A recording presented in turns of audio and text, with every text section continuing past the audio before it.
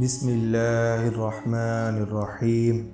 کلمہ T V کے ناظرین و سامعین السلام علیکم۔ آج ہم عاشورہ کے دن پیش آنے والے اہم واقعات کا ذکر کریں گے۔ یوم عاشورہ بہت ہی شان اور عظمت کا حامل ہے۔ تاریخ کے عظیم واقعات اس سے جڑے ہوئے ہیں۔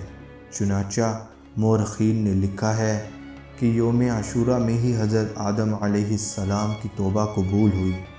اسی دن حضرت نوح علیہ السلام کی کشتی ہولناک سیلاب سے محفوظ ہو کر کوہ جودی پر لنگر انداز ہوئی۔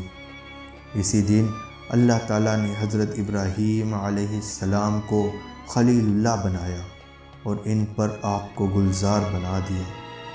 اسی دن حضرت موسیٰ علیہ السلام اور ان کی قوم بنی اسرائیل کو اللہ تعالیٰ نے فرعون کے ظلم سے نجات دلائی۔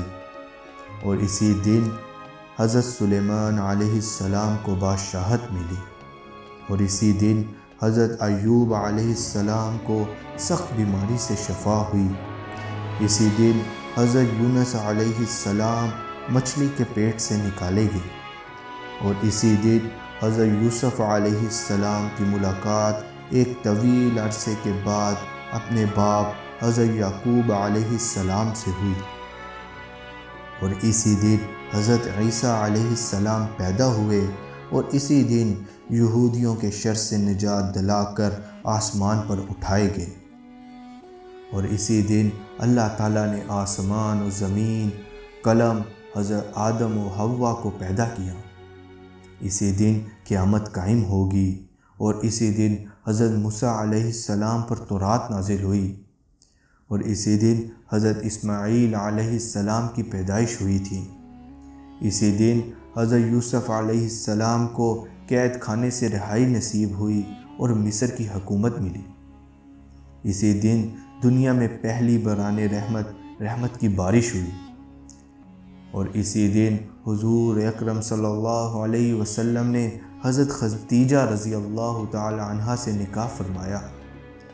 اسی دن ابو لولو مجوسی کے ہاتھوں سے حضرت فاروق اعظم رضی اللہ تعالی عنہ نے زخمی ہو کر جام شہادت نوش فرمائی۔ اور اسی دن قریش خانہ کعبہ پر نیا غلاف ڈالتے تھے۔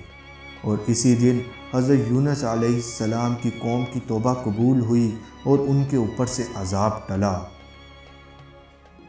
اور اسی دن کوفی فریب کاروں نے نواسہ رسول صلی اللہ علیہ وسلم اور جگر گوشہ فاطمہ رضی اللہ تعالی عنہ کے صاحبزادے حضرت حسین رضی اللہ تعالی عنہ کو شہید کیا۔